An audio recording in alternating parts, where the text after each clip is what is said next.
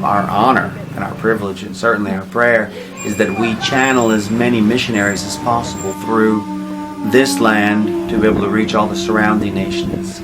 Specifically, and of late, is certainly Cambodia.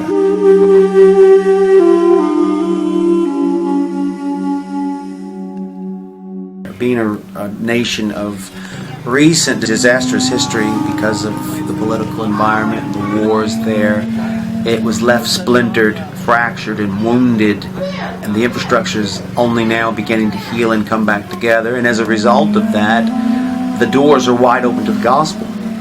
And then they heard the news that they were going to have to abandon their homes, and they were going to have to not be able to take anything with them, but that they were going to flee for their lives. And they believed this. They didn't know they were being led into camps where torture was about to ensue.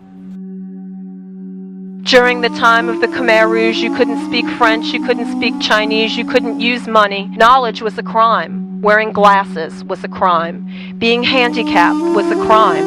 All of these things were crimes. Being a mom and dad were considered evil. They took your children from you. They told your children that the family was an evil entity. We're talking about absolute slavery. That children, and we have 14,000 people that are living as sex slaves in Cambodia right now as we sit here today. 35% of them are children under the age of 14 years old. And some of them were brought into that lifestyle by their own parents, by the people who are supposed to protect and love them.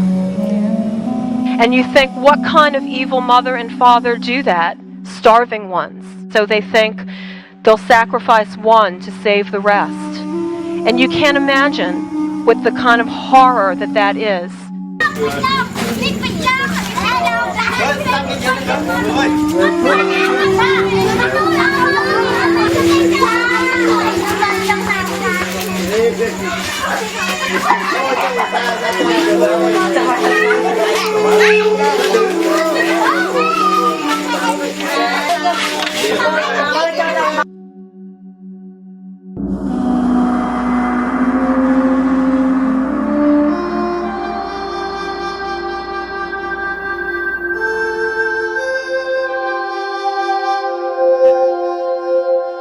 When you're willing to lay down your life, when you're willing to lay down your jobs and your ambitions to be an American, to do this and to do that, when you're willing to lay those things down for what God has called you to do, you enter into a place beyond servitude, into a place of friendship with God.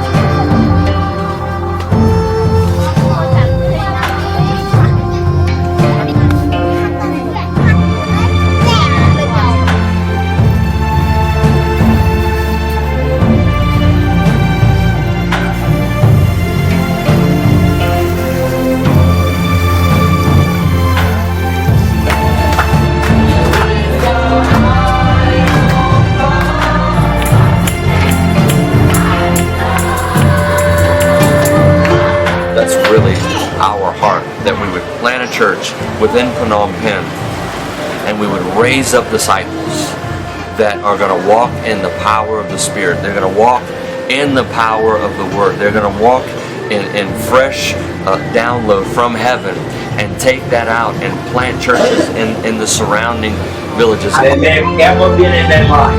I thank you for your presence.